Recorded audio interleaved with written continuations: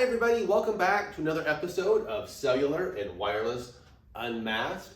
I am Martin Hevesy, and today I want to talk to you about home networking basics and networking in general. I want to talk about what is an ISP, what does that acronym mean. Let's talk about modems and routers, how are they different, how are they similar.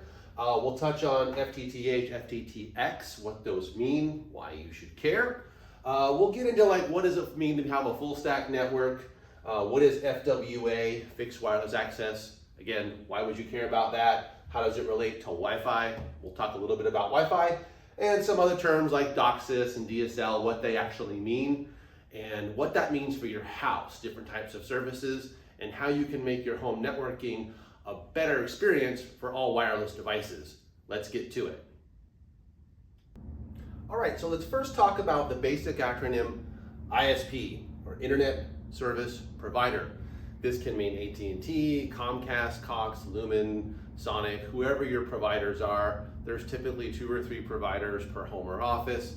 There are some wireless Starlink and Dish networks, but I want to focus on the hardwired or copper services to your home. And then at the last, we'll talk a little bit about fiber.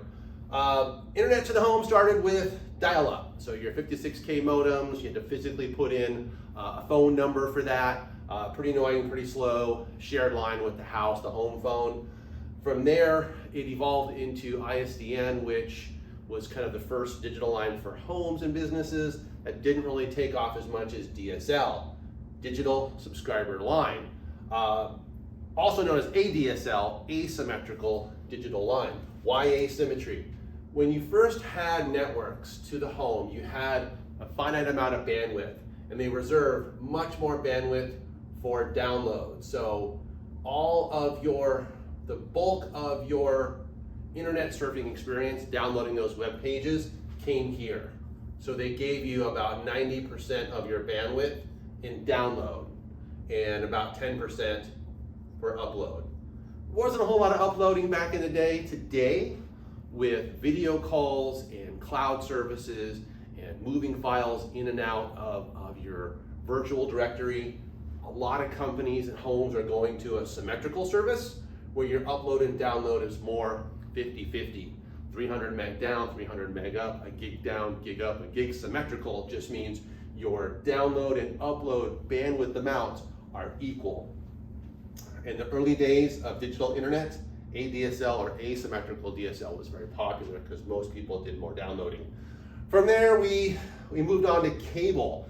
So the same cable, coaxial cable that brought TV to your home, also could now bring you internet. The copper there was a little bit larger, a little bit more robust, so we were able to get better speeds, up to gig speeds via cable. That standard's called DOCSIS, Data Over Cable Service Interface Specification, or just think of it as digital over cable infrastructure. So your same cable that brings your TV also brings your internet. Good services there. DOCSIS is very reliable, it's very popular. But if you have options for fiber, do it, take it. Why? Fiber has much higher bandwidth. You could get multi-gig symmetrical with fiber. Can't do that with cable and DOCSIS. We're at DOCSIS 4.1. They're pushing that greater than 1 gig megabit, 1 gig per second on cable, but really fiber will give you multi-gig comfortably both directions, download and upload. So if you have fiber, do it. FTTH is that acronym, fiber to the home, or FTTX, fiber to the unknown, fiber to the office, fiber to your combiners in the field, fiber to your gear anywhere. So fiber to the X, to the stadium, to the airport, to the business, to the home. So that's just fiber to you'll see that FTTX instead of FTTH, but FTTH just means fiber to the home. So just to recap, your hardwired options to your house for your ISP, your internet service provider, we had dial-up, not really used much anymore. DSL, still kind of in use out there and limited. Most people have either a cable modem or a fiber modem in their house. And let's talk about what the modem does, and we'll talk about the different components, how modems and routers differ, and how you actually get internet throughout your entire house. All right, let's talk about what a modem does, what a router does, how they're different, how they're similar. So, modem versus router. These terms get mixed up and interchanged a bit. They are definitely different components that do different things. So we'll start with the modem. Everybody has to have a modem. What does a modem do? So the protocol from the Comcast, the AT&T office, whoever your ISP is, that protocol from their central office to your house isn't the same protocol that your computer speaks or your devices speak. Most devices in a home speak Ethernet. It's the most common protocol of data transmission, Ethernet. So let's just use languages, because that's easy to see what a modem does. So you have a modem in your house, right? This is a little block. This is your modem. And the central office for your ISP is here. Here's your ISP central office. This is your modem, and this is your home. I'll do my little home sketch here. Get your doors, fine. This is your home, this is your modem. Okay, let's say the language that goes from the wiring from the central office of your ISP, let's just say that's French. That language is French. And let's say Ethernet, we'll just call that Spanish. Let's say all devices speak Spanish. Sure, whatever. This is for demonstration processes to help you understand what a modem does. So your ISP sends out a signal on a protocol, say we'll call it French, and your home devices, everything inside your home, your TV, your iPads, your computers, your thermostat, all the things that use Wi-Fi and data in your home, they speak Spanish. So you can't go directly from the control office, the central office, to your home. You can't do that because these devices don't speak French, and these devices speaking Spanish won't get understood by the central office. So that's what the modem does. The modem is a translator. Think of the modem as a translator from French to Spanish. That's all it does. It takes the data, both directions, from the central office to your home, and French, French, French. I'm going to convert this to Spanish. Now it's all Spanish, Spanish, Spanish. Vice versa. When data flows from your house out to the internet via your ISP, Spanish out of the house, Ethernet, what we're calling Spanish, the modem converts that to French. So all the modem does is it modulates and demodulates. That's what they call a modem. It's actually two words smushed together. It's a contraction, modem, modulate, demodulate. It just takes that long haul protocol, that long haul language, and converts it to the short haul Ethernet for your home. Converts French to Spanish and Spanish to French. That's what a modem does. What does a router do? So, we figured out what the modem does. The modem is what translates that information to get to your home. And inside your home, if you have one computer, you don't need a router. All you need is your modem. Most modems have a single output, plug it into your computer, you're done. If you have more devices, you will need some way to get that internet split, either via hardwire or wireless. And that's what a router does. A simple hardwired router is a switch. You have an input from your modem, and then this is basically a port replicator. You can get really detailed as to what each port does and reserve bandwidth via LANs. We'll talk about that in a minute. But a router is a switch. This is a hardwired router. So if you have everything plugged into Ethernet cables, your router is a switch. Now, if you're using Wi-Fi or wireless fidelity Wi-Fi, it's a wireless router.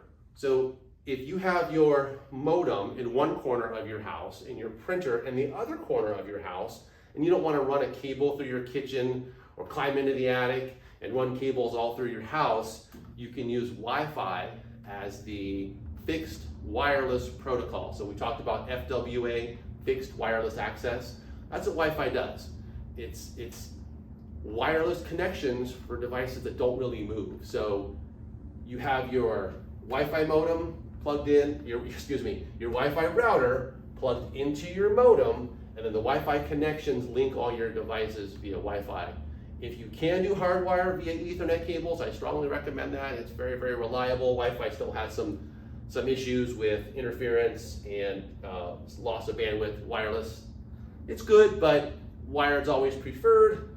And sometimes what you get from your ISP is a combination device that is a modem and router in one box. So if you call up your ISP, say, hey Cox, hey Sonic, hey AT&T, I need service for my house.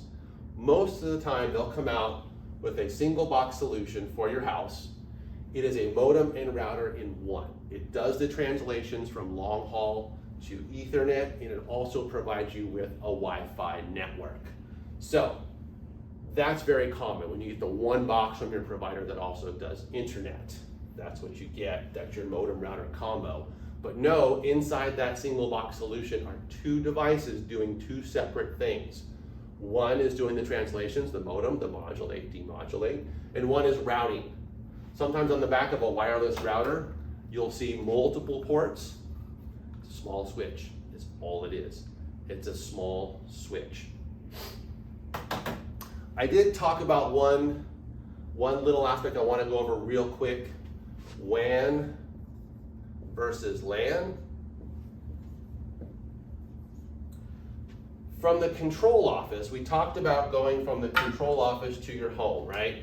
So we talked about that language, what the modem does to get service there. And then inside your house, your connections to your devices, whether wired or wireless, the WAN, right?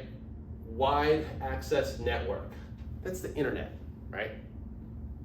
WAN, wide access, that is your internet, that's your ISP. They provide you that WAN connection inside your house, local access network. This is local, your house, your business. The network in your business is the LAN. It connects to the WAN, which is the internet out to your ISP. WAN versus LAN, wide access network, local access network. Now, if your IT guy wants to take the LAN and do creative things with it and reserve bandwidth for certain servers or cameras or systems, he can create a VLAN or a virtual LAN, and that gets really deep into programming your switches and reserving bandwidth via a VLAN. You can also do that wirelessly. But understand the term WAN, internet, ISP, LAN at your home or office. Okay, let's keep going. Okay, so now that we've defined some of the terms that gets internet from the internet into your house or business, let's talk about some basic IT networks and what some of the technology and terminology means. Full stack, let's get to full stack. Let's talk about your typical network. Your home is usually a shrimped down version of this network. This is very common in most businesses. You have your internet service provider. They bring the service to the modem, somewhere in an IT closet. The modem then feeds a firewall, a switch, and an access point. Remember, the switch is also a type of router. We talked about that. The switch is a hardwired router. And the AP, the access point, also called a WAP, wireless access point, creates the Wi-Fi. It creates the wireless layer for your fixed wireless access. For devices that are difficult to hardwire, you would use the wireless. You know, phones, devices, mobile, that's where you go wireless. Your switches, they provide power via PoE, power over Ethernet. That's a way to get data and power on one cable to your WAP, your APs, your access points that create the Wi-Fi, or to devices that don't have local power. You can power it from a switch if it has power over Ethernet. Firewall. Firewall is usually the first device in a full stack system or an IT system from the modem. The firewall provides you basic intrusion protection from hacks and malware and anything that's not healthy for the network. Somebody wants to break into your network, they usually start at the firewall. The firewall provides you some protection. It's the bouncer, it's a security gate to your IT network, the firewall. The firewall also provides you with a way to dial into your system or connect to it with your laptop, so you can configure the switches and the APs. You can create your VLANs, your virtual local access network. Remember, from here out, this is WAN, wide area network. This is your Ethernet. LAN is your office or home network, and the VLAN is when you want to chop that up into small bits to create a small network with dedicated bandwidth. That's your VLAN. Your firewall lets you do that. You can connect to it locally, usually with a cable right into it, or you can get to it via an access point. You can connect to the network and get to your firewall that way. This is very typical for most businesses. They have their service, can be cable, can be fiber, comes to the modem, connects to the firewall, then the firewall drives your switches and your WAPs. You could have hundreds and thousands of wireless access points, both indoor and outdoor. You could have hundreds of switches. A lot of components in a business environment are hardwired via LAN cables. Desktops, televisions, printers, servers. A lot of devices tend to be hardwired because they're more reliable than Wi-Fi. Wi-Fi is an unlicensed frequency band in 2.4 gigahertz, 5 gigahertz, and now we're seeing 6 gig in wireless networks. Higher frequencies, as we learned from previous videos, give you higher theoretical bandwidth. You get more throughput. So the WAPs, or the wireless access points you see inside ceilings, create that wireless. They're powered by a switch, which is controlled by a firewall. All that plugs into the WAN. This is your LAN, this is your WAN. This router that we talked about, wireless router with also a built-in switch, does kind of these two things together. But this is typically for home. You wouldn't see that much in the business. What you'll see with the switches are racks and racks of switches to control your devices. All right, so what does it mean to be full stack? When you say your network is full stack, that means everything in your LAN, from your firewall to your switches to your APs, are all the same brand. So if you're Cisco all the way through, or your Aruba, or your Ruckus, or your Unify, whatever it is, if you're all your devices, the firewall's Unify, the switches are Unify, the APs are Unify, all Zycel, all Cisco, you're full stack. You can mix and match an HP switch with a Cisco firewall and a Ruckus AP. Since they all speak Ethernet, they're compatible. You may not get best performance, you may not get full control if you don't go full stack. You may be leaving some benefits on the table, but if you're full stack, you get all the features, you get all the security. It's easier to manage if you go full stack.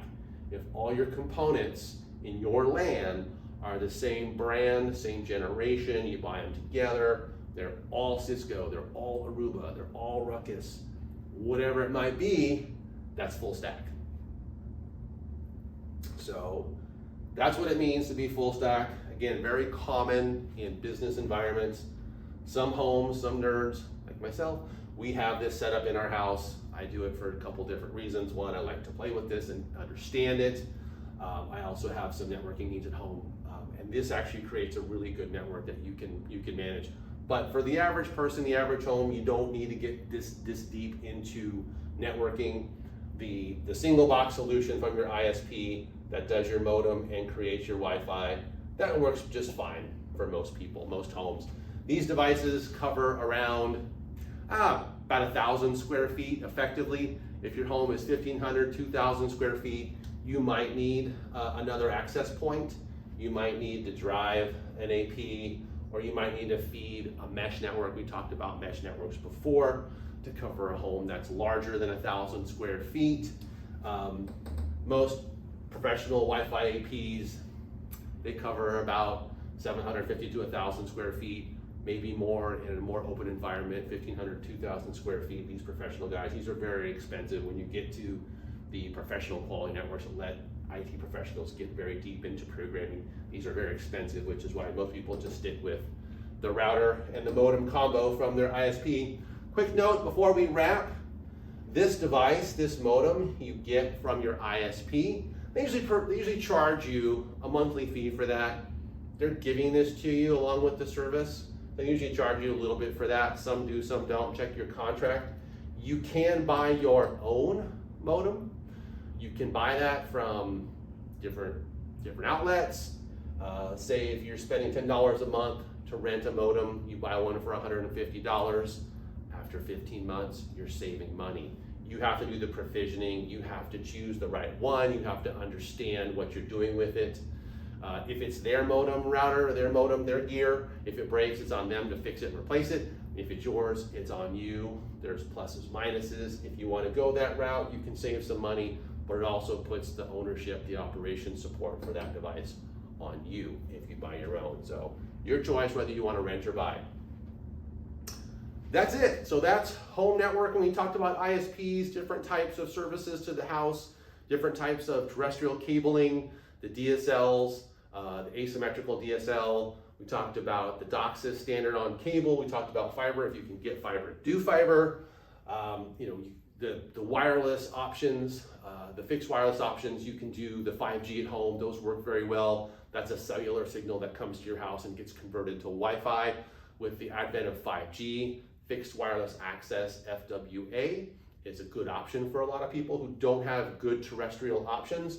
And there's some satellite options via Dish and Starlink that work really well too. I've seen those, they're fairly reliable, and they're better now than they were 10, 20 years ago. I hope you found this video informative. If you have any questions, please put them down in the chat. I love it when you subscribe, and I love to share my knowledge with you, and I hope you're smarter today. And thank you so much for watching. My name is Martin Hevesy. Happy networking.